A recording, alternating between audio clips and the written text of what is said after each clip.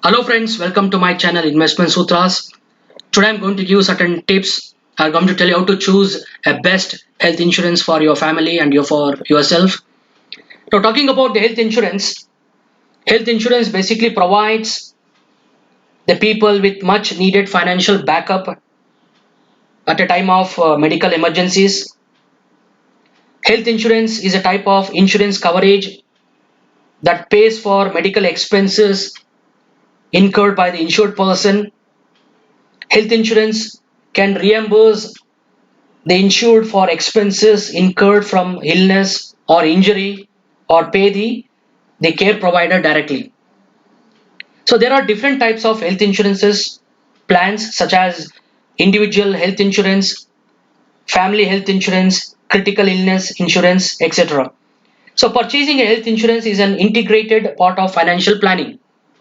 Health insurance penetration in India, if you look at the statistics, currently only 34% of the country's population is covered under the health insurance. Whereas in country like America, more than 85% of the population are covered under the health insurance. So talking about the reasons why we have to take up the health insurance. So there are various reasons. The first and foremost thing is changing lifestyle. So because of changing lifestyle, we have what is called as lifestyle diseases, and these lifestyle diseases is on rise, such as the diabetes, heart problems, hypertensions are striking population at a very younger age. The busy work life, lack of exercise, unhealthy diet are taking a toll on our health. And also there is a huge amount of increase in the medical costs. The medical costs have dramatically risen totally. In case of medical emergencies, consumers end up spending their savings, which takes a toll on their future plans. Reports highlights that Indians primarily depend on their savings when it comes to taking care of their medical emergencies. If you look at the cost of certain treatments, it has increased drastically over a period of time. A person undergoing angioplasty for replacement of stent. So one stent is going to cost you around 1.2 lakh minimum. Bypass surgery can put a burden about 3.5 to 6 lakh rupees on your savings. An heart transplant anywhere between 20 lakhs to 25 lakhs. A chemotherapy per cycle treatment is will be anywhere between 60,000 to 1 lakh rupees. The third reason why we have to buy an health insurance is the income tax benefit what we get under the 80D clause of Income Tax Act. In case of individual, an exemption of 25,000 you can get it for yourself. If individual or spouse is 60 years old or more, the deduction is available is 50,000 rupees. An additional deduction for insurance of parents is available to the extent of 25,000 rupees and 50,000 if the parents are 60 years old. For super senior citizens, that is those people who are 80 years old or more, the medical expenditure incurred up to 50,000 rupees is exempted under the 80D clause of Income Tax Act. The fourth reason is the coverage of pre and post hospitalization expenses. Pre-hospitalization expenses includes various charges related to medical tests before an individual gets hospitalized, such as the blood test, urine test, X-ray, and other things. Post-hospitalization expenses include all expenses or charges incurred by an individual after he or she is hospitalized. Example like diagnostic charges or expenses, consultation fees, medicine costs, etc. etc. The fifth reason is the additional benefits what you get in the health insurance. So apart from providing the reimbursement of the medical expenses, there are other expenses which can take care of, such as the room rent, alternative treatment expenses, organ donor expenses, domiciliary treatment expenses, daily hospital cash allowances, no claim bonus, ambulance expenses, cashless treatment, vaccination expenses, etc. etc. So these are the five reasons why we should take up a health insurance. Coming to the things what we have to consider. So what are the things that we have to keep in mind before buying an health insurance? So these are the things that we have to keep in mind before buying an health insurance. The first one, the claim process. The simpler the claim process, the faster will be settlement of the claims and it will be better for the insured person. On an average, the claim period will be anywhere between 15 to 30 days. It may take even a couple of months in cases of the claim amount is huge. In certain few cases, it may take even a couple of months, like 2 to 3 months. The claim payout time is normally based on the following factors. First one is the medical bill amount. If the bill amount is huge, it requires a lot of scrutiny at several levels. The second one is insurance efficiency in undertaking the claim process. So normally all the claims are settled through the TPA, the third party assurance. The time taken by the TPA also matters. The other one is the mode of claim request, how you're going to place the claim request, whether electronic mode or hard copy. So electronic mode normally saves time and the process of claim will be settled at a very less period of time as compared to the physical form. And apart from that, how rational is your claim? That also matters a lot. Because whenever a claim is put in front of an insurance company, they will analyze that to what extent you're really genuine or really true to your claim. So rationality of your claim is also going to matter a lot. And the accuracy of information what you're going to provide. So these things will be analyzed and the claim process depends on all these factors. The next important thing that you have to see is ICR, is also called insured claim ratio. It is nothing but the net amount of the claim paid during a financial year against the amount of premium collected during the same period. That is how much of claim amount is settled by the insurance company against the amount of premium collected over a period of time. So this is what is called as ICR or insured claim ratio. If the insured claim ratio is between 50 to 100%, it implies that the companies are paying claims as well as making the profit. If the insured claim ratio is more than 100, it means that the insurance companies are undergoing a loss. Ideally, one should look for the insurers with a incurred claim ratio anywhere between 75 to 90%. So this is one important thing that you have to keep in mind. So I'm going to repeat this once again. So if you're looking for insured claim ratio, look for those insurance policies whose insured claim ratio is between 75% to 90%. So next thing you have to keep in your mind is the claim settlement ratio in health insurance. This is called CSR, claim settlement ratio, and is the most accurate method to weigh a company's standing in terms of claim settlement. So it is the ratio of claims settled against the total number of claims admitted. So for example, if 100 claims are coming to an insurance company, if 30 claims are settled, so then you can say is the CSR ratio is 30%. So higher the CSR ratio, better will be the insurance company. So this is the data pertaining to the CSR as well as the ICR ratios. You can look at this particular data. Coming to CSR, the Bajaj Alliance is having around 94%, Bharti AXA 78%, Apollo Munich, which is now acquired by the HDFC Ergo, is around 85%. Similarly, the data goes on. Similarly, coming to ICR, we have Bajaj Alliance 77%, Bharti AXA with 98%. So like that it goes on again. So the next factor that you have to keep in mind is the family health insurance. So when you are young, not married, it is better to take up an individual health insurance policy. But if you are married, it's always better to take a family health insurance, which not only covers an individual, but also the spouse as well as the two children.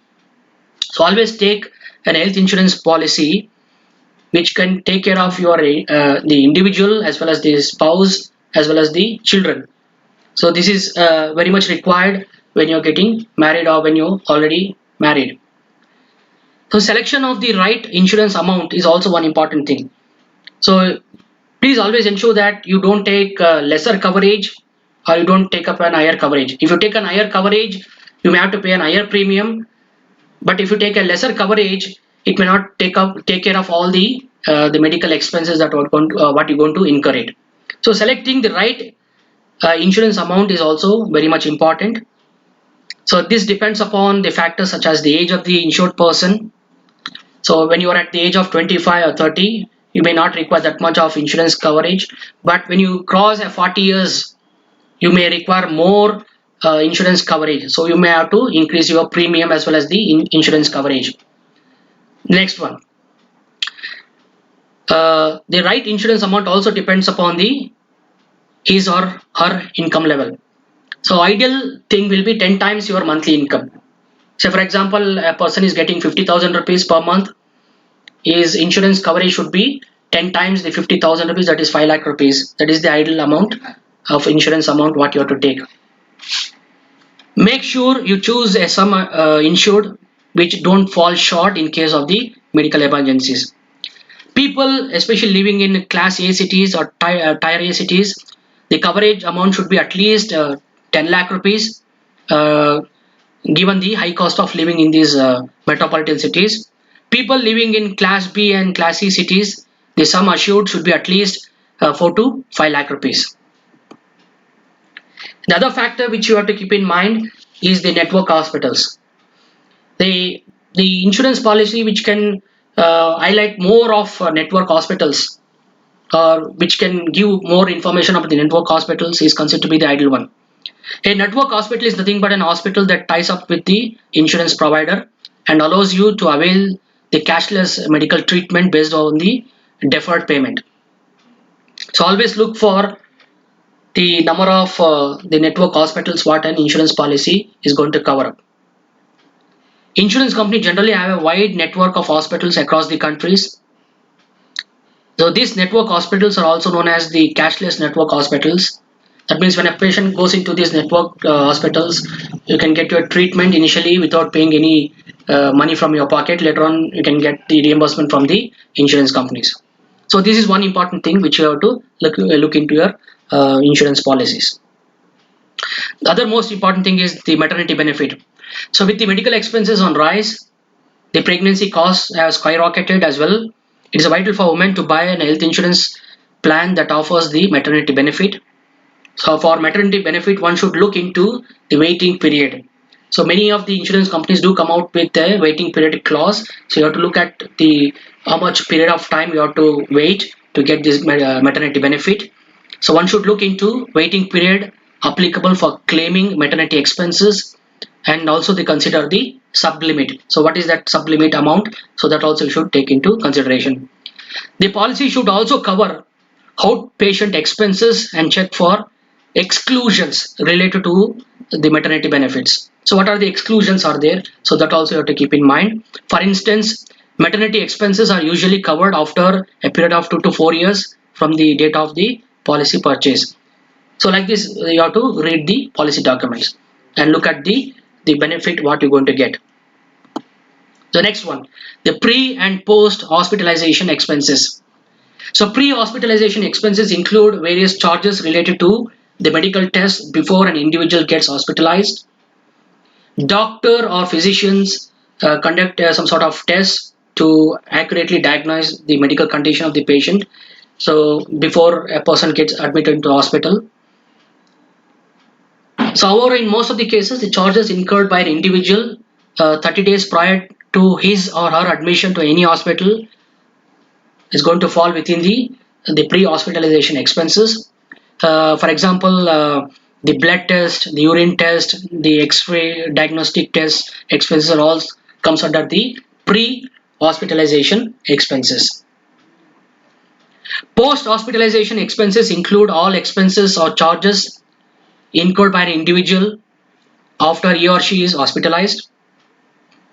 For example, the consultation fee, uh, is one important thing, and the certain tests which you have to go, which you have to undergo when you get admitted to the hospital. In most cases, the charges incurred by an individual for a 60 days from the discharge date also come under the post hospitalization expenses. So diagnostic charges, consultation fees, medicine costs are some of the post hospital expenses that we have to incur. So please go through this particular clauses also. And this is one important clause which many of the policy holder they don't look into that actually. So this is called check the co-payment clause. So what do you mean by co-payment clause? It is the percentage of the amount that you will have to pay from your pocket. The insurance company pays the remaining hospital expenses. For example, if you have a policy with a 10% co-pay clause, it implies that for a claim of 1 lakh rupees, you will need to pay a 10,000 rupees from your pocket, while the insurance company is going to pay you 90,000 from out of your claim amount. So the lesser the co-payment clause, better will be the insurance policy. So this is one class which many of the insurance policy holder doesn't look into this particular class. So please be careful about this co-payment clause also. On an average, it's seen that many health insurance company do have a co-payment clause anywhere between 5% to 10%. The other factor which you have to keep in mind is choose a health insurance plan with a lifetime renewability. So make sure that you check the number of years that your policy remains validated. So check whether it offers a limited lifetime renewability or not. The health insurance plan which can give a lifetime renewability is considered the best insurance plan. So choose a family health plan that offers lifetime renewability. So this will enable you to continue with the same plan in years to come without the hassle of buying another health insurance after crossing a certain age limit. The importance of this thing is because say for example you are at the age of 50 years, and if it doesn't provide a coverage till the age of 80 years, then you may have to take another life insurance at the age of 50. So when you take up an health insurance at the age of 50, then you may have to pay a very high premium amount. So always look for this lifetime renewability clause under the insurance policy. So any insurance policy which provides lifetime renewability is considered to be the best health insurance policy. Now, apart from that, what is the room rent limited thing? I mean, what is the room rent limit that is explained in the policy document? So please go through that actually. The limit imposed on the coverage of boarding expenses or room rent of the hospital is actually called as the room rent limit. So higher the room rent limit, better will be the benefit for the policy holder. So the limit is either expressed as an absolute amount or a percentage of the sum insured. For instance, if the room rent limit in your health insurance is 5,000 rupees, your plan would cover your boarding expenses only up to 5,000 rupees. However, if it is expressed in terms of percentage, say for example, if it's 2% of the sum insured and you're taken an insurance policy of sum assured of 5 lakh rupees, your room rent limit is up to 10,000 rupees. So room rent limit will be either expressed in terms of percentage or in terms of the amount. So bigger the room rent limit is always benefit for the policy holder. The reason is the entire health insurance claim for inpatient hospitalization would largely depend upon the room rent limit. So apart from that, you may have to look at the critical illness benefit given in your health insurance. This is also called as the rider benefit given in the health insurance. So critical illness insurance is an insurance product in which the insurer is promising to make up a lump sum cash payment if the policyholder is diagnosed with one of the specific life-threatening illness uh, on a predetermined list of the things which is given in the insurance policies. So these critical illness things are basically are divided into three categories. They're called type 1, commonly covered, or heart attack, cancer, stroke, and the coma. The type 2 includes the list of the 17 illness and type 3, which is basically not covered, such as HIV/AIDS infection, treatment taken outside India, illness due to smoking, tobacco, drug intake. So these are the things which is not covered. So always look for type 1 and type 2 coverage. So in any health insurance policy which can give you more critical illness, especially pertaining to type 1 and type 2, is considered to be a good health insurance thing actually. On the right side, you can see the data pertaining to the best critical illness insurances of 2019. Comparison is given, starting from Apollo Munich Optima Plan to the United India Criticare. You can just go through it; you'll get an idea about the critical care insurances. Okay, guys, thank you very much for being with me. I hope that the tips what I've explained is going to help you in selecting the best health insurance policy for yourself as well as your family members. And please don't forget to share the link, subscribe by pressing the bell icon. Thank you very much.